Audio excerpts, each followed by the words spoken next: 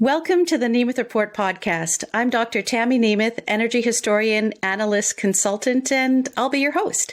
Today, I'm super honored to be joined by Gina Pappano, the Executive Director of Invest Now, an organization dedicated to pushing back on divestment from Canadian resource companies. Our topic of conversation is the divestment movement and the challenges and opportunities confronting resource companies in the net zero energy transition in Canada. So Gina, welcome to the program. Thank you, Tammy. It's a pleasure to be here.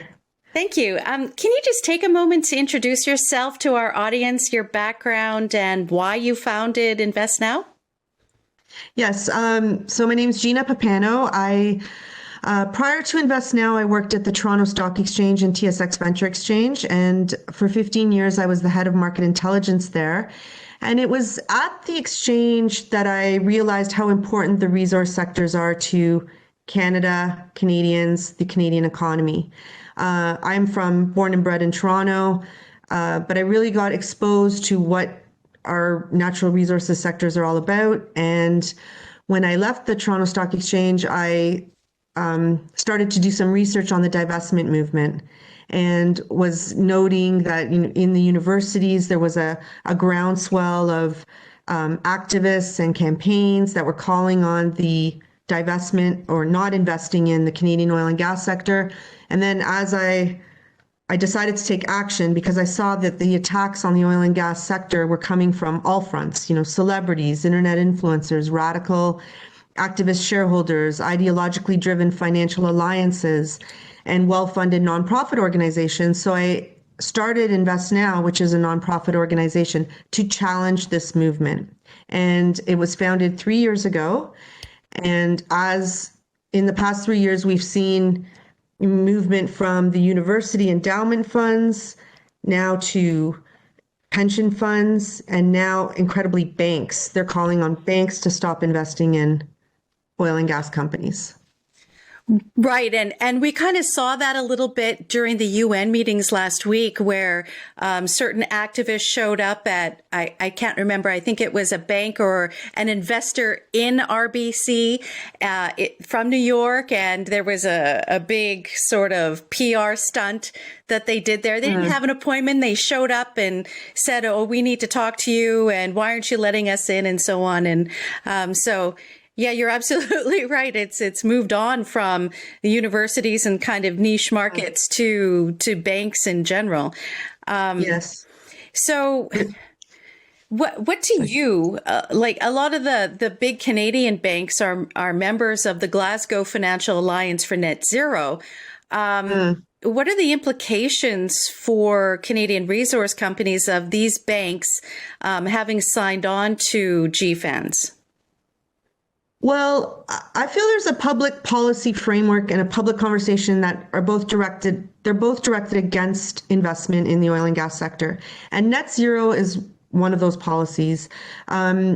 It's just another name for divestment, because if a bank is trying to meet targets and they need to meet these targets by 2050, you can just start not investing in oil and gas companies to meet those targets. So net zero is another word for divestment. All of these policies are just encouraging divestment from the oil and gas sector. And at Invest Now, we're saying, no, we need investment more than ever. There's a supply shortage, demand is going up. Oil and gas is still 80% of meeting the world's energy needs. And we need to be a part of this conversation, and Canada needs to be part of the supply. It cannot be eliminated from the supply of the oil and gas. Well, sure. And, when I think about it, if it's a world market, and I hear this all the time, that these things are global, the emissions are global, and the oil and gas industry, that's global as well. And if you take a significant supplier like Canada out of the world market, then that increases the prices for everybody. And so if you're having issues with cost of living, standard of living, energy poverty, removing Canada from the global market is a problem, and it increases prices and makes things worse. That's right. So What are the challenges then for businesses with net zero? I agree that this is sort of divestment by stealth. And what does your organization do to try and put the brakes on that? Well, we advocate for the Canadian oil and gas sector in that we're just trying to present facts. So a lot of these policies are only centered around environmental risks and not financial risks. And we think there should be a broader conversation. Most people don't realize that it's not only oil and gas, like every ancillary industry below oil and gas relies on oil and gas to do their business. So if we're looking to deindustrialize Canada or to shut down our manufacturing industries, that is what divestment does. And Canada is so blessed with natural resources. Why would we want to do that? Like, to think that we could go on without oil and gas, it is magical thinking. Demand is going up. Oil and natural gas still makes up 80% of that demand. If we don't supply that demand, if Canada does not supply that demand, it will be met by other countries that are more than happy to supply that demand. So why would we want to commit to that? It's our largest export, provides so many billions of dollars in tax revenue to the government for social services. I don't think people realize that you can't just flip a switch and have everything be exactly the same, and Canada will just keep on being prosperous. These are prosperity killing bills, or not bills, but policies. And so what we're trying to do at Invest Now is to counter the divestment argument and say, we have to think of this as Canadians. This is how important our sector is. It's important to jobs, the economy, shareholders, everyday Canadians. We need a strong oil and gas sector. And it also helps emissions reductions, because more investment means more technological innovation, which leads to emissions reductions. But divestment doesn't take into account any innovation. Like, they just want to blanket, do not invest in oil and gas companies. And we think that's wrong. So what sort of reaction have you received when you've made the case to various banks that, stay the course, don't divest? Well, it was our first time out in April of last year. We submitted proposals to BMO, TD, and CIBC, and we received votes in, even though the bank said vote against our proposals, we did receive votes for our proposals. And the most important thing that happened was we're a part of the conversation now. Right. So it's not just one-sided. We're there at the meetings. We are presenting the other side of the argument, and we'll be back. We're committed to this, and it's a great way to get our message out and to make people think what they are committing to when they say they're not going to invest in oil and gas. What are some of the really big challenges for having that conversation, for raising awareness? What's the challenge there? Well, the biggest challenge is that the oil and gas industry has been demonized. So many people in the world think that just shutting down oil and gas, or flipping the switch, as we call it, will just make everything better. But what people don't realize is, how will we deliver products without oil and gas? How will we develop petrochemical products like plastics? And there's so many trickle down effects from the oil and gas sector that I don't think people realize that. They don't realize the everyday repercussions and just how many jobs are provided by the sector, just the economic powerhouse that is the oil and gas sector for Canada. I think people are clouded by that, and they don't understand it when you're just living day to day and you don't really see it as you do in other provinces.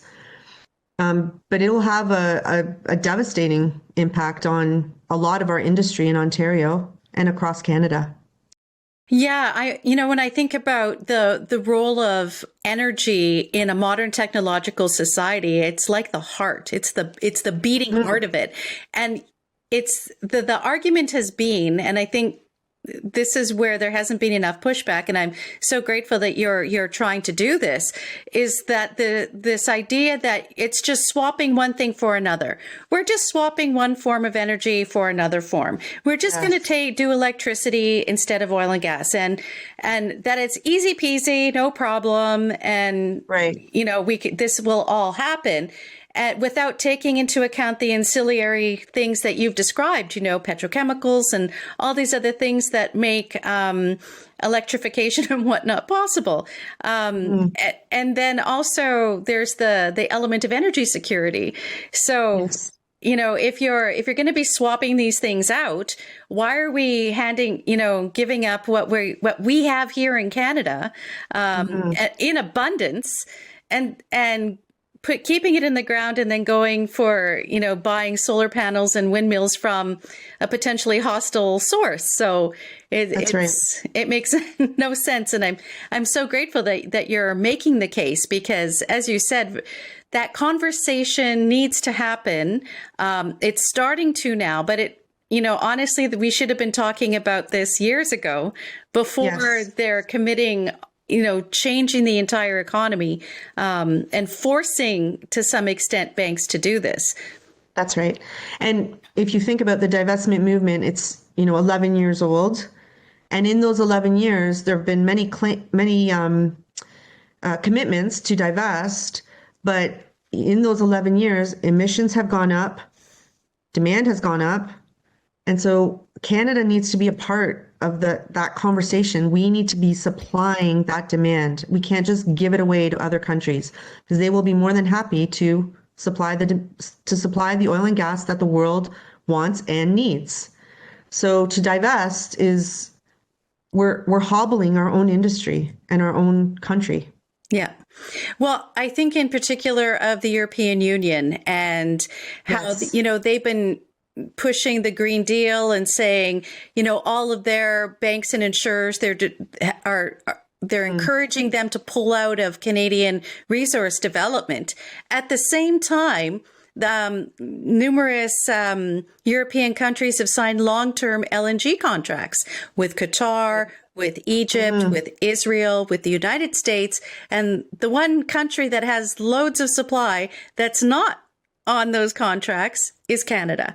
So, it's unfortunate that on the one hand, you have the European Union saying that they want to divest and do all these things. On the other hand, they're signing these long-term contracts, locking in natural gas because they know that you absolutely need it, whether it's for electricity generation or heating or whatever.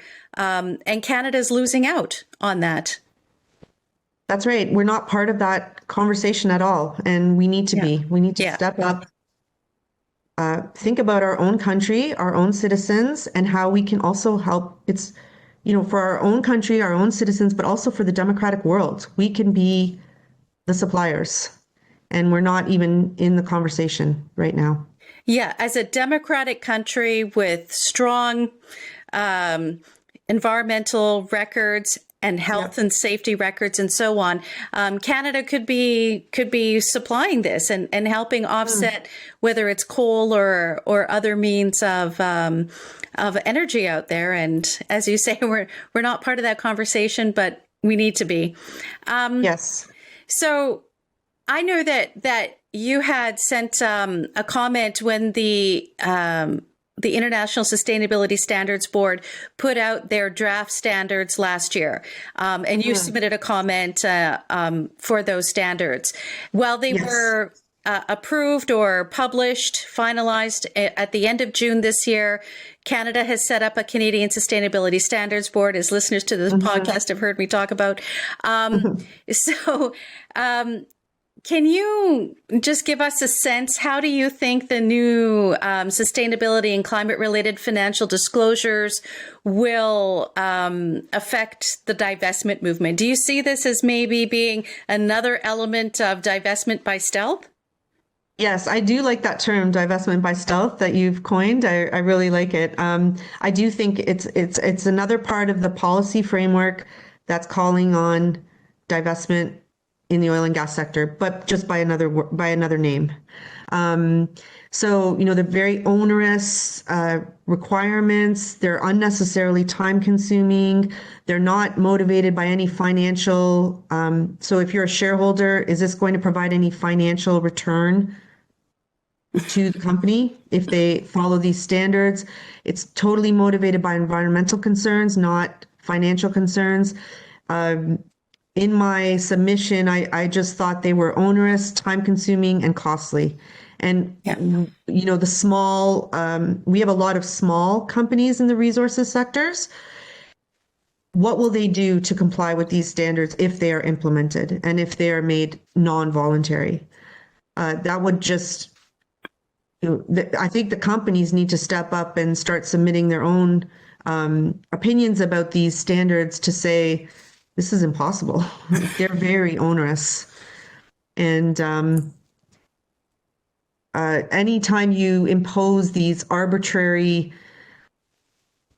or not arbitrary, but onerous restrictions on these companies and what they have to provide in their disclosure documents, that's a lot of work for smaller companies. They don't have the resources to really do this when they're worried about running their businesses. For sure. And a lot of the information required is very subjective, requires a lot of actually narrative writing, which is interesting for a financial standard. Yes. And I'm looking at they're proposing a taxonomy where, because they want to be able to have these, the standards be digitized. And so therefore, when you're filling out the forms, the preparers are supposed to use digital tags, like when you put a tag on a tweet or on LinkedIn or something like that. That's what they want to use for summarizing the information that is being put forward in the standard. So here you have a lot of subjective information. What do I think about this and the climate for going forward, and what I think the government policies are going to do, and so on, which is in these standards. And then it's all going to be summarized in a little tag. And then the preparer will have to know what digital tag to use in summarizing their information. And, if you're a smaller company, as you say, you don't have a dedicated team, like some big mega corporation out there who has a whole sustainability department who will be going through and doing all this information. You're going to have one person. And as you say, it's very onerous, very costly, especially if they mandate third-party verification, which isn't right now. That's considered voluntary. Yeah, InvestNow, in our submission, we just said it was another way to justify divestment in energy and energy intensive sectors. Yeah. And we opposed all of the mandates that they were proposing. So are there any benefits to this type of reporting? Well, this type is quite detailed. I do think if you were looking at some sustainability reports and you're just looking at the GHG emissions number, and you can see over the last 3-5 years, things are going down. I think that's good. If you're interested in investing in a Canadian company that's really doing a lot to reduce their emissions at the source, that's information that's handy to have, but I don't necessarily think that that's being taken into account at all, because what the activists are calling for is a blanket divestment. So the company could be on their way to some great technological innovation, but that's not taken into account because they're just saying, don't invest in any oil and gas exploration or infrastructure starting now, starting next year, over the next while. You stop all investment. So that doesn't take into account any innovation that can happen in the interim. It's really, I think the Canadian Pension Plan CEO said it's a short on human ingenuity when you're saying that don't invest in the oil and gas sector because you're not taking into account any kind of innovation that can happen. And that is happening. Oil and gas companies spend a lot of money on innovation, trying to get the oil and gas out of the ground cleaner, especially in Canada. Yeah, that's an excellent point, that divestment doesn't take into account innovation and really shortchanges it. Yeah, I think of how the banks operate and the investors and pressuring the investors to pull out, pressuring the banks to stop, even letting an oil and gas company have a bank account, which is, how can any individual, let alone a business, operate without a bank account?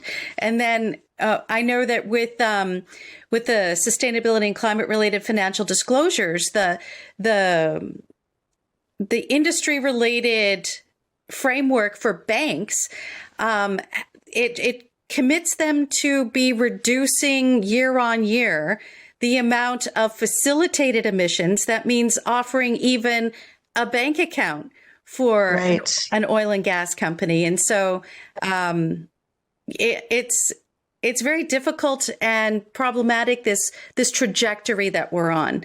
And I'm grateful that you're at least speaking up and and trying to slow it down. Yes, I've had a lot of good feedback that we're actually stepping up. It's the first time that's ever happened that these investor or these shareholder proposals. Invest Now is the first organization to step up and present to the banks, and we're going to keep going because this conversation has to be had. People need to realize how important the energy sector is. There's nothing without oil and gas. And you have to paint the picture of, okay, well, if we flip the switch, our world will not be, or Canada, our country will not be good. And the citizens will not enjoy the standard of living that we enjoy right now. And it's prosperity killing. What can average investors do to support you? Well, average investors, if you have shares in any of the banks or any of the other companies that we may be presenting shareholder proposals to, you could vote for our proposal if you agree with it and think that it's a good thing. Because the more support we have every year, if we get more and more support, people will start listening. The banks will have to start being accountable for their policies. So that is helpful. And also, we can always we're a small organization, we're not for profit. We can always use donations, and you can just go to investnow.org and donate to the cause. Donate to the cause. What about if the average investor has a mutual fund and isn't really aware that this is happening and that maybe their mutual funds, which are run by a larger institution, are supporting divestment? What can an investor do who has mutual funds to sort of support what you're doing?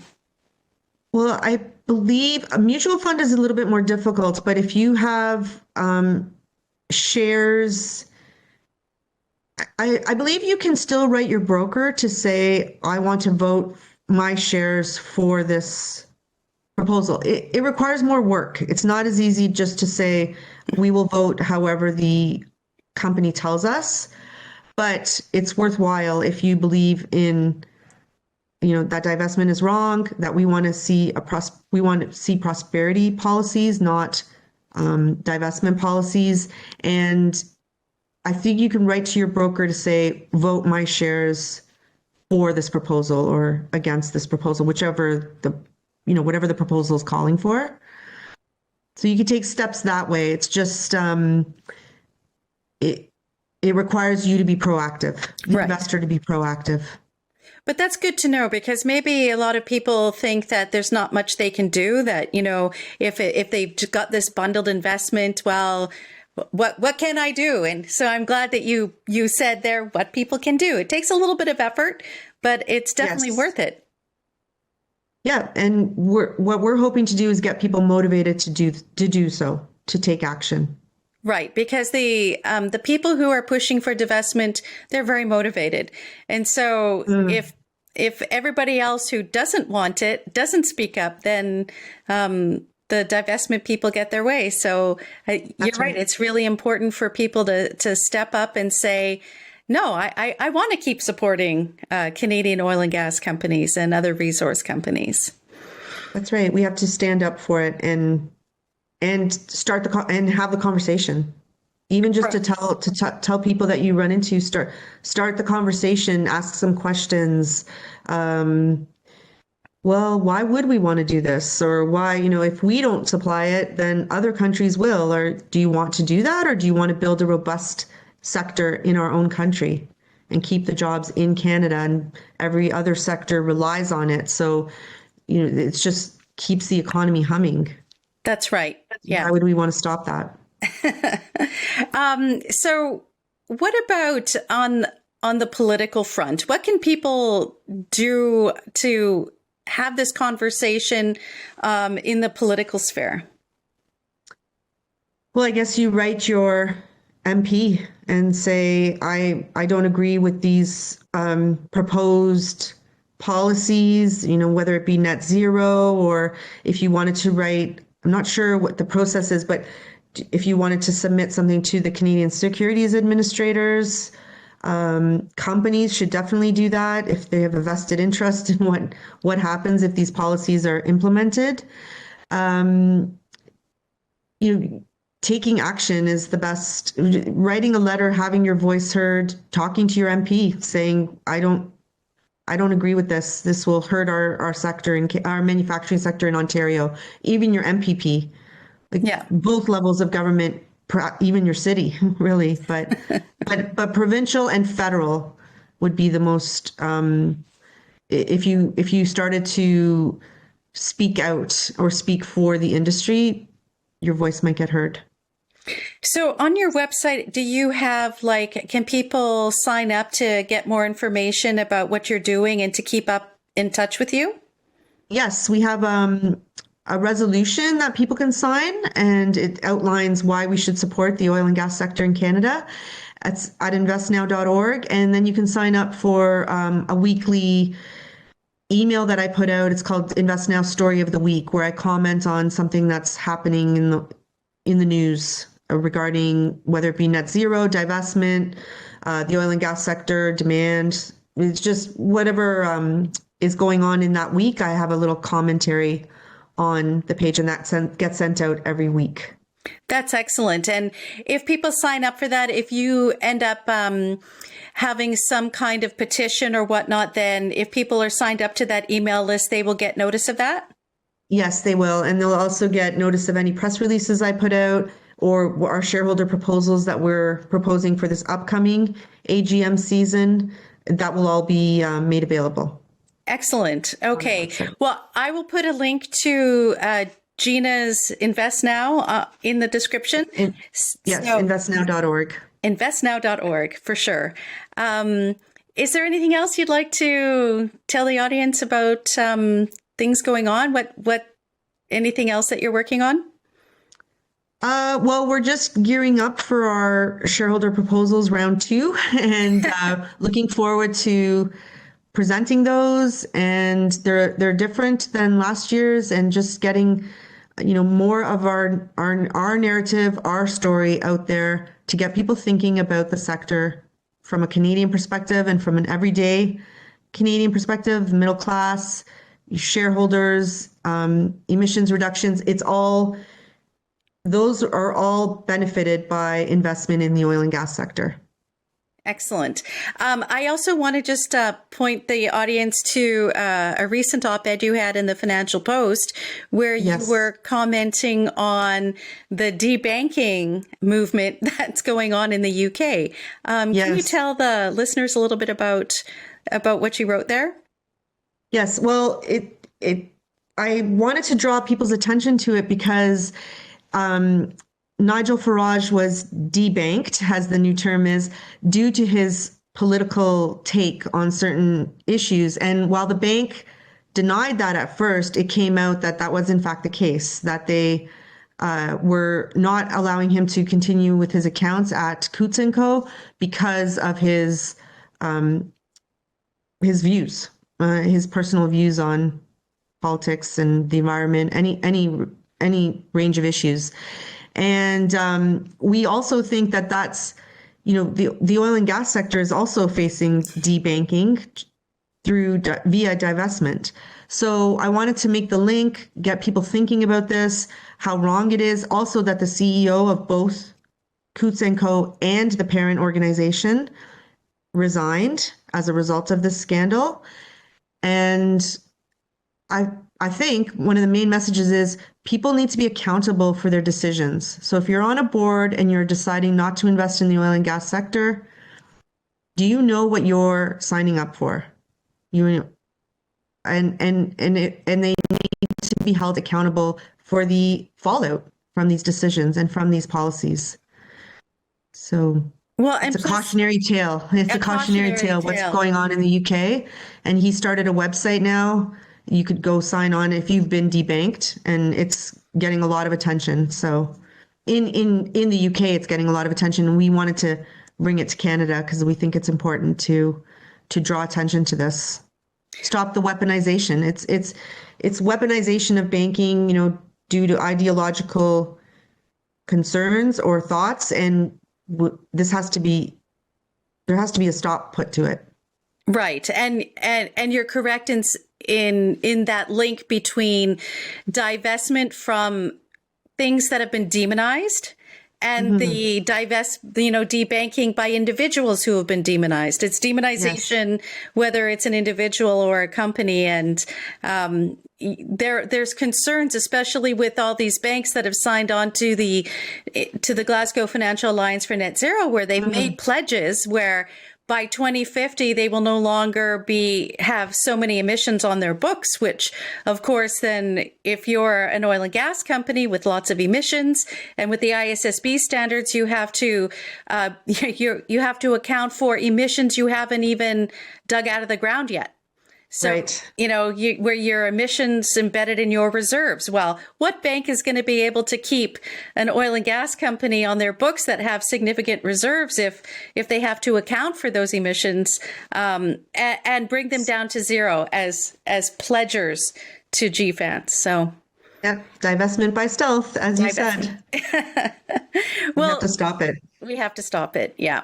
Well, Gina, I want to thank you so much for taking the time out today of your busy day to chat with me about this issue. And I will put information about InvestNow on the description, and hopefully you can keep the good fight in bringing this conversation to the fore in the Canadian public. Thank you. We're trying our best. Thank you so much for the opportunity. Nice talking to you. Nice talking to you.